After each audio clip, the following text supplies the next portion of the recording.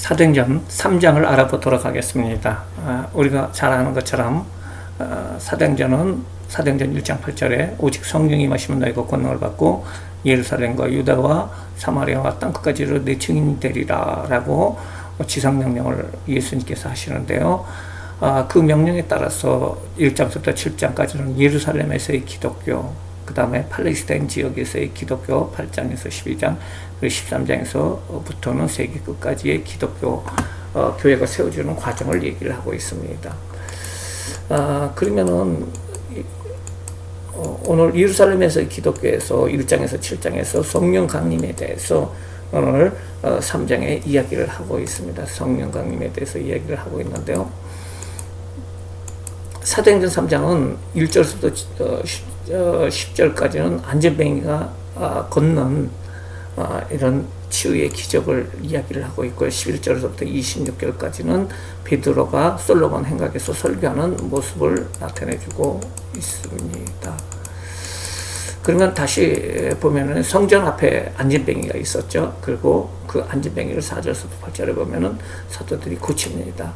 그리고 모든 백성들이 놀라죠. 그리고 유대인의 범죄와 그리스도에 대해서 얘기하고요. 또 유대인의 회개를 촉구를 하고 있고 예수 그리스도를 선포하고 있는 바로 베드로의 설교가 나오게 됩니다. 성경 본문을 보겠습니다. 제9시 기도 시간에 베드로와 요한이 성전에 올라갈세.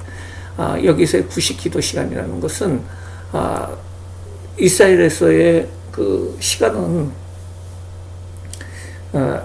아침 새벽 6시, 아침 6시에 해가 뜹니다. 그리고 저녁 6시에 해가 지는데요. 아침 6시를 0시로 하고요. 그 다음에 7시를 1시, 2시를 그 다음에 9시를 2시 이렇게 나갑니다. 플러스 6을 하면 됩니다. 그래서 9시라고 얘기를 하는 것은 오후 3시의 기도 시간입니다. 베드로와 요한이 성전에 올라갑니다. 성전에 베드로와 요한이 계속해서 올라갔습니다. 올라갔는데요. 그것은 바로 전도하기 위해서 올라갔다는 거죠. 성전에 올라갈 적에 매번 올라가면서 이 안진뱅이를 봤다는 거예요. 못 걷게 된 사람을 매번 보게 되는데요. 그러나 어느 날 갑자기 그 사람이 주목이 된다는 거예요. 나면서 못 걷게 된 이를 사람들이 메고 왔다는 거죠. 그리고 성전에 들어가는 사람들에게 구걸하기 위해서 날마다 미문이라는 성전 문에서 두는지라. 성전에 들어가는 예루살렘에는 여러 가지 문들이 있는데요. 그 문 중에서 성전으로 들어가는 문이 있어요. 그 문을 미문이라고 얘기를 하는데요. 아마 문이 아름다워서 미문이라고 얘기를 한 것 같아요. 그 성전문에 바로 이 못 걷게 된 사람을, 나면서 못 걷게 된 사람을 사람들이 데리고 와서 놓습니다. 그리고 하루 종일 구걸하게 하죠. 그가 베드로와 요한이 성전에 들어가려 함을 보고 구걸을 합니다. 베드로 요한이 나면서 못 걷게 된 일을 어떻게 해요? 사람들이 메고 와가지고요, 구걸을 합니다. 날마다 이 미문이라는 곳에 오게 되는데요. 그 성전 앞에서 안진뱅이는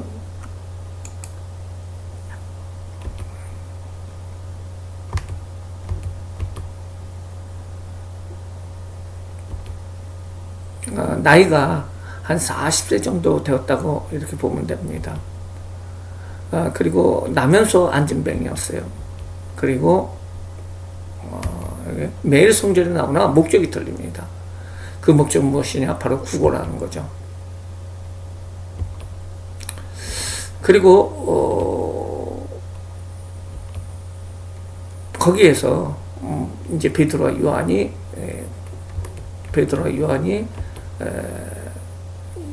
바라봅니다. 오늘 3장에서 내용은 2장 43절에 보면은 많은 기사와 표적이 누구를 통해서 일어났느냐? 바로 사도들을 통해서 일어났다는 것에 일어났던 것의 대표적인 그 사례를 이야기를 하고 있어요. 이거 외에도 여러 가지 기적이 일어났지만은 가장 큰 기적이 바로 성전 미문에 앉은 그 안진뱅이였던 안진뱅이였던 바로 이 거지를 고치는 사건이었어요. 제9시 기도 시간에요. 오후 3시죠. 미문이라는 것은 미문에 앉아 있고요. 안진뱅이가 기대할 수 있었던 것은 빵을 살 수 있는 돈이라고 할 수가 있습니다.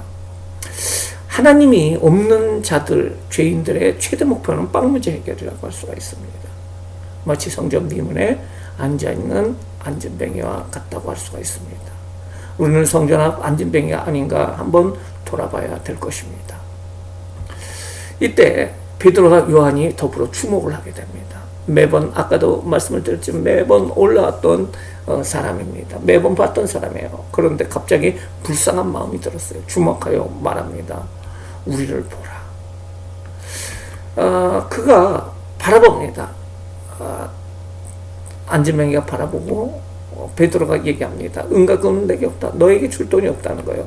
그러나 내게 있는 것을 내게 준다. 나사렛 예수 그리스도의 이름으로 일어나 걸으라고 얘기를 했을 적에 발과 발목이 곧 힘을 얻고 뛰어서 서서 걸으며 그들과 함께 성전으로 들어가서 걷기도 하고 뛰기도 하며 하나님을 찬송하게 됩니다. 주목한다는 것은 그 사람을 측은히 여기는 주님의 심장으로 바라보는 것을 이야기를 하고 있습니다. 내장이 뒤틀리는 것 같은 아픔을 가지며 저렇게 살면 안 되지 라고 말하는 것이 바로 주목한다는 것이에요. 예수님의 오병이어 사건에서 민망히 여기셨다라는 말이 나오는데요. 그 말하고 같은 내용이라고 할 수가 있습니다. 예수님께서 자기 앞에 나와 있는 그 백성들을 불쌍히 여기셔서 민망히 여기셔서 오병이어의 기적을 행하는 모습을 볼 수가 있습니다. 기적과 초자연적인 사건에서는 선행적인 그것은 바로 주목하는 마음이었어요. 불쌍히 여기는 마음입니다. 우리를 보라. 혹시 떡을 줄까 돈을 줄까 쳐다봅니다. 돈이 없다고 얘기를 합니다. 그러나 너에게 줄 것이 있어. 내게 있는 것을 주는데 그것은 나사렛 예수의 이름이라는 것이죠. 그 이름으로 일어나 걸으라 라고 얘기를 합니다. 그리고 손을 내밉니다. 손을 내밀고 오른손을 내밀었을 적에 그 안진뱅이가 그 손을 잡았을 적에 발과 발목에 힘을 얻게 되고요. 그리고 뛰어서서 어떻게 합니까? 걸으면서 제자들과 함께 성전 안에서 걷고 뛰고 하나님을 찬양한다는 겁니다. 아마 이 사람에 대해서는, 이 안진뱅이에 대해서는 그 성에 있는 모든 사람들이 다 알고 있었어요. 이 불구의 사람이 계속 구걸을 하고 있다는 것에 대해서 모든 사람들이 다 알고 있었는데 어느 날 성전에서 그가 뛰어다니는 거예요. 그리고 걸어다니는 거예요. 완전히 회복된 거예요. 너무너무 놀라운 사건이죠. 그 기적의 사건이 바로 사도를 통해서 일어났다는 것입니다. 나사렛 예수의 이름으로 그는 바로 예배하는 자가 됐습니다.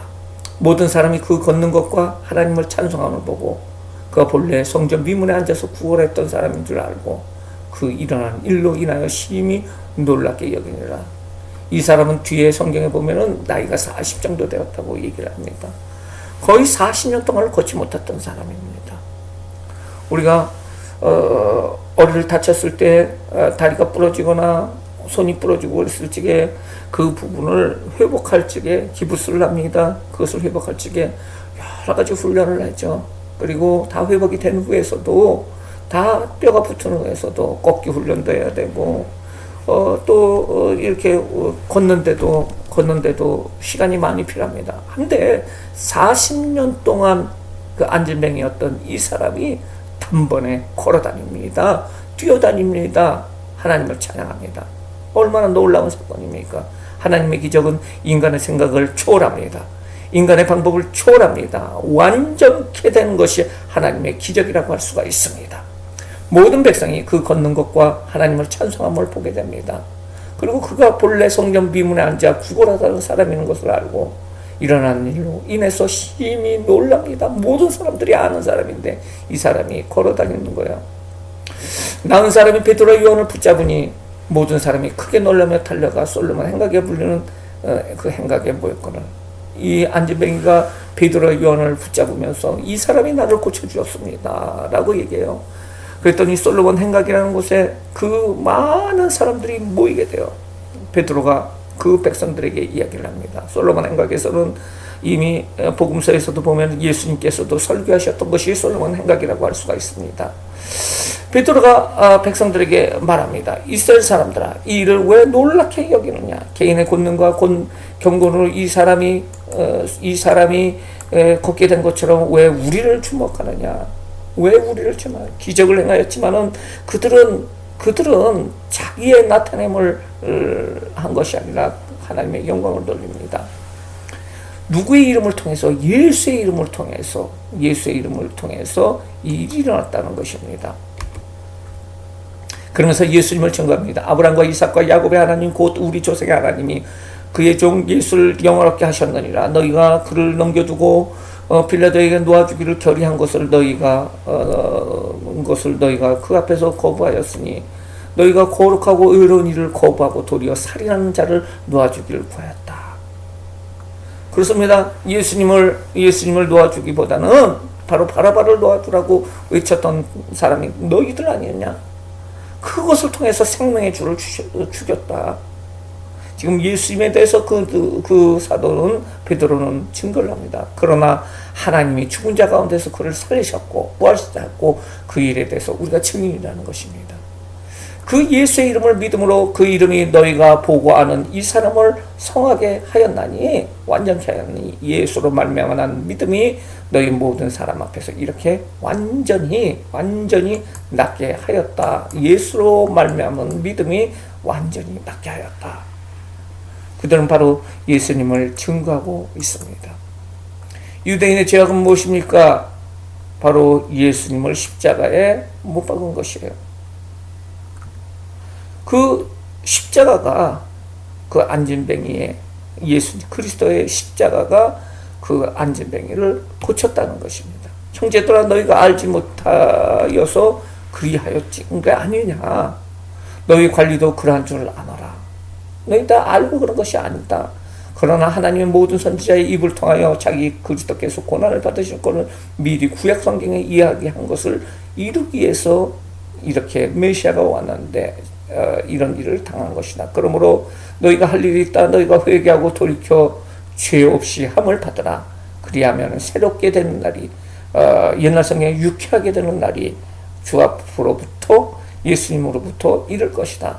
너희도 회개하라. 그리고 새롭게 되는 날이 이를 것이다.